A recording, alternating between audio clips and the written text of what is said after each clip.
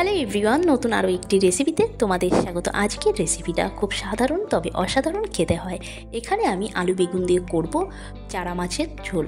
তো এখানে কড়াতে আমি তেল দিয়ে গরম বসিয়ে দিলাম, আর এখানে দেখো মাছ নিয়েছি, নুন হলুদ মাখিয়ে রেখেছি, বেগুন নিয়েছি আর আলু টমেটো, এই লাগছে মেন উপকরণ।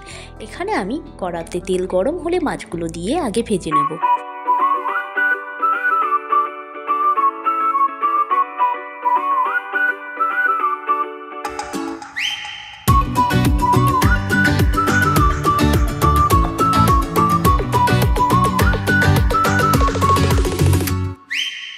এদিকে আমার মাছ ভাজা কমপ্লিট হয়ে গেছে, এখন এগুলো তুলে নেব।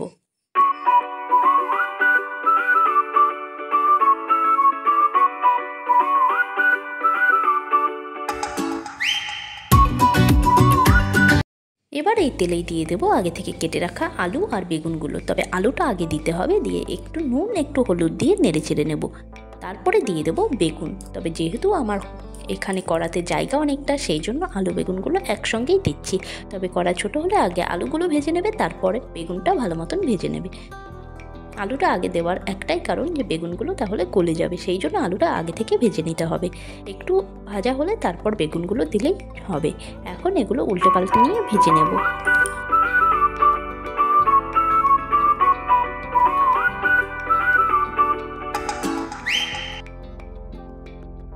এখানে আমার আলু বেগুনগুলো খুব ভালো মতন ভাজা হয়ে গেছে। এখন এগুলো তুলে নেব।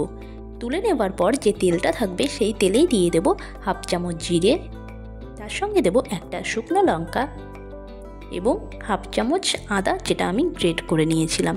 একটু নেড়ে চেড়ে নিয়েই এখন এতে অ্যাড করে দেব আগে থেকে কেটে রাখা টমেটো কুচি। টমেটো দিয়ে মিনিট 2 মতো মিডিয়াম আঁচে রেখে ভেজে নিতে হবে। এখন এখানে মশলার জন্য নিচ্ছি হাফ চামচ জিরে গুঁড়ো, হাফ চামচ থেকে একটু কম ধনে গুঁড়ো, তার সঙ্গে হাফ চামচ লঙ্কা গুঁড়ো এবং হাফ চামচ নেব হলুদ গুঁড়ো। এগুলো দিয়ে একটু জল দিয়ে থকথকে একটা পেস্ট তৈরি করে নিতে হবে, ঠিক এরকম। এখন এটা এখানে রেখে দিচ্ছি। এদিকে টমেটোটা অনেকটা হয়ে গেছে। এখন এর ওপর আগে থেকে যে ভিজিয়ে রাখা মশলাটা ছিল সেটা ঢেলে দিলাম। তেলের ওপর দিয়ে একটু নেড়ে ছেড়ে নিতে হবে, আর বাটিটা ধুয়ে একটু জল এখানে অ্যাড করে দিচ্ছি।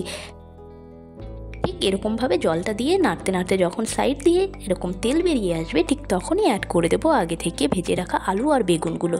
যেহেতু আলু বেগুনগুলো আগে থেকে ভাজা আছে, সেই জন্য একটুখানি নেড়ে চেড়ে নিয়েই কিন্তু জলটা দিয়ে দিতে হবে।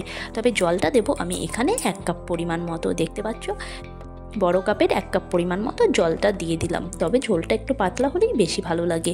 এখানে হাফ চামচ নুন অ্যাড করে দিলাম। এখন এটা ঢেকে মিনিট 10 জন্য রেখে দেবো মিডিয়াম আঁচে। মিনিট 10 পর ফিরে এসে দেখছি এখানে আমাদের কিন্তু ঝোলটা একদম রেডি হয়ে গেছে। আর যখন আলুটা দেখবে গলে গেছে, ঠিক তখনই মাছগুলো অ্যাড করে দিতে হবে। এখন এখানে আগে থেকে ভেজে রাখা মাছগুলো অ্যাড করে দিচ্ছি। মাছের সঙ্গে ঝোলটা যখনই ফুটে উঠবে তখন কিন্তু টেস্টটা দ্বিগুণ বেড়ে যাবে। সেই জন্য এখানে 5 মিনিট মতো মিডিয়াম আঁচে রেখে আবার ঢাকা দিয়ে রেখে দিতে হবে।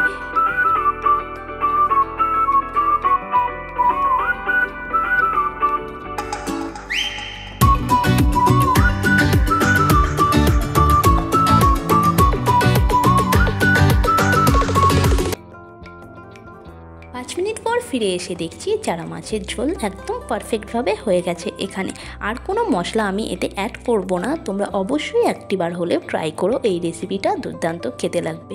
গরম গরম ভাতের সাথে এরকম পাতলা পাতলা ঝোল দারুণ খেতে হয়। তো রেসিপিটা কেমন লাগলো জানাতে ভুলো না। দেখা হচ্ছে নেক্সট ভিডিওতে। নতুন হলে সাবস্ক্রাইব করে নিতেও ভুলো না।